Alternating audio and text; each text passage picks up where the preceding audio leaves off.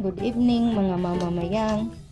Hello po, gagawa po tayo ng turon. Ito na ang mga sangkap. Saging na tindok, jackfruit, yung nasa lata. Yan, nabalata na po yung saging. Tapos ipapakita ko lang po sa inyo kung paano i-roll ng ating dakilang katulong. Ayan na po mga mamamayang. Binabalata na po ng ating dakilang katulong ang saging. Yan.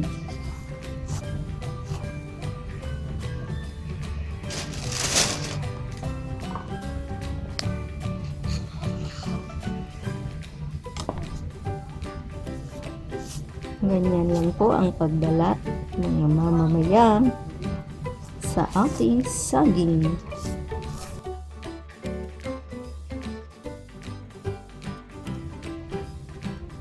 Tapos ikat na po natin ng ganyan mga mamamayang.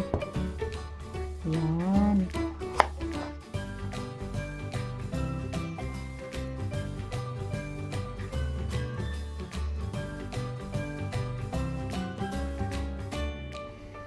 Ayan na po mga mamamayang. Ito po ang pangalan ng ating wrapper, spring roll shells. Ayan na. Mabibili po ito sa mga Asian market, mga Asian na tindahan. Yan po ang ating jackfruit. Hinihiwa na ng ating dakilang katulong ng maliliit.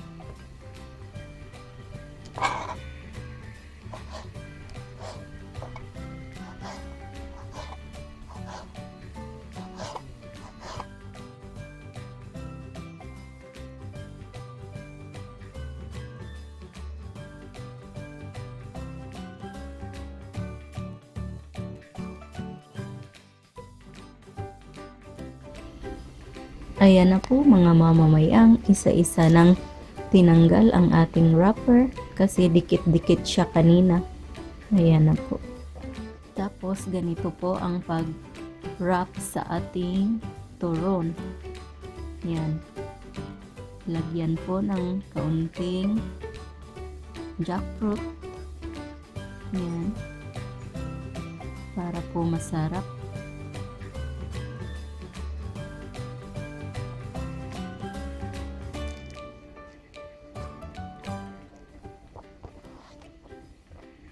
Ganyan lang po ang pag-roll ng ating turon. Napakasimple lang po.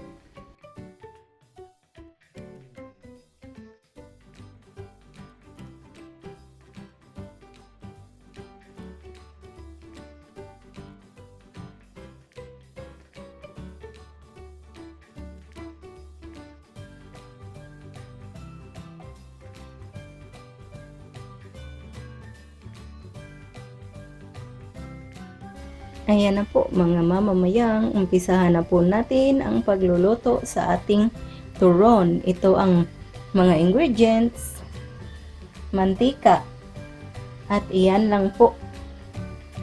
Ibubuhos po ang mantika sa loob ng inyong mga kawali. Tapos painitin nyo lang.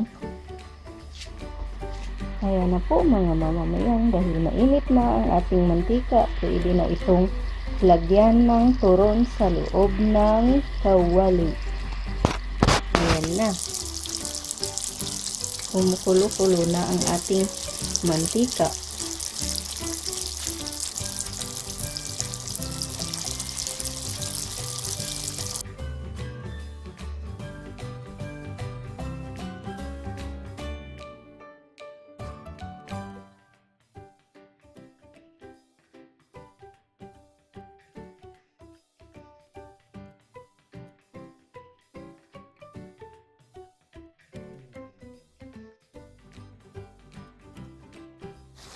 Ayan na po mga mamamayang, malapit na pong maluto ang ating turon.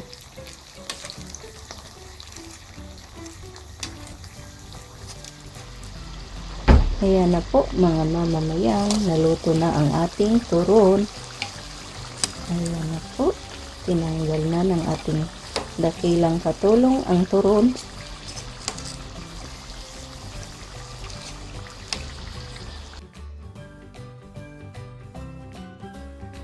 Ayan na po mga mamamayang, naluto na po ang ating turon.